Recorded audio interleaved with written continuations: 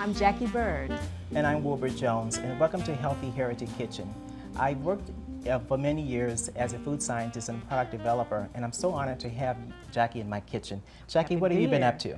Well, I'm having a family gathering, Okay. and I want to prepare some traditional Southern dishes. Oh, really? But, and there's What's a the but. but? Okay. Okay. I have family members that have high blood pressure, diabetes, Oh, my. high cholesterol. Oh, boy. And I have to make things that they can eat, but at the same time, it has to taste good.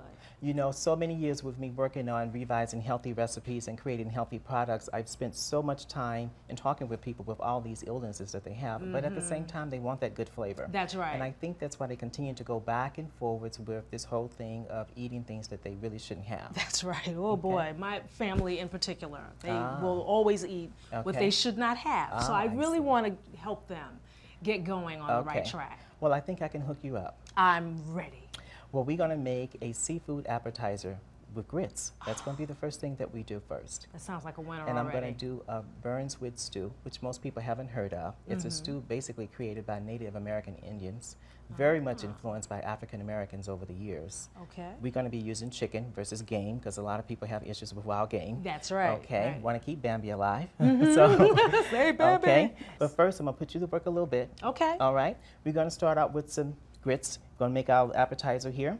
A little bit about these grits here. This here is what you call quick cook grits.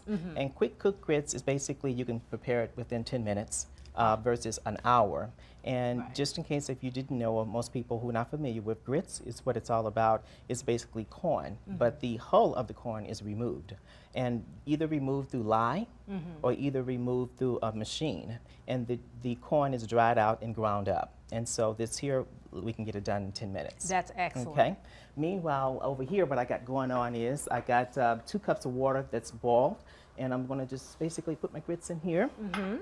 And now I'm going to talk about this here ingredient here. This is what we call a salt substitute.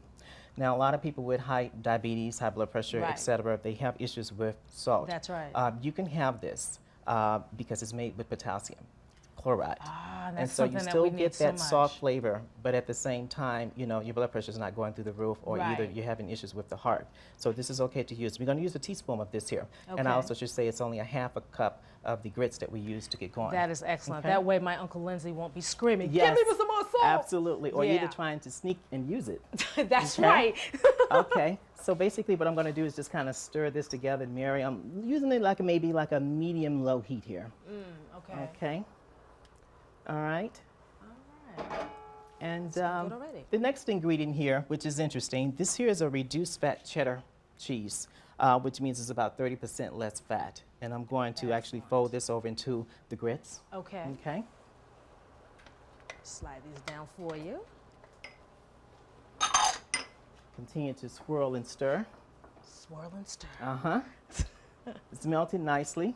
Remember in the old days when there was fat-free cheese and the cheese never melted, and I think a lot of consumers, when they wanted to eat healthy and they bought fat-free cheeses and things of that nature, they were so disappointed because the flavor wasn't there, but at the same time, you couldn't really cook with them. But That's you can see right, how that's nicely right. this is melting. This is melting as if it was a full fat cheese over here. That's amazing. And what I have in my hand here, this is a reduced fat Monterey Jack cheese, and they're cut up a little bit of jalapenos in here just to give it a little bit of extra flavor here.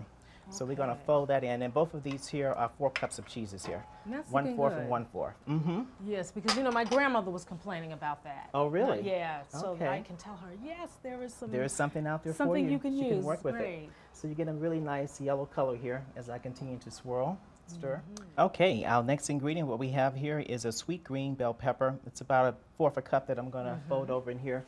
These are nice diced slices. Uh-huh. Okay. Looking good, looking And good. I got some sweet red bell pepper. It's about 1/4 cup also. You know, there's really a difference in taste when you look at sweet, green, red, yellow, and green bell peppers. In fact, students, when they go to culinary school, that's one of the stages that they actually have to go through where they blindfold them and they actually have to taste the difference from the sweetness of the different peppers because there's a different sweet range, of course, red being the sweetest. Okay. Interesting, okay. That's And this is something a 1 cup of chopped onions. Okay. Okay. And the And- wonderful seafood portion, which is basically a cup of chopped fresh shrimp. Okay. So we're going And deveined and to the whole. deveined and cleaned and all that good stuff. Okay. I'm just going to continue to stir, mix these up.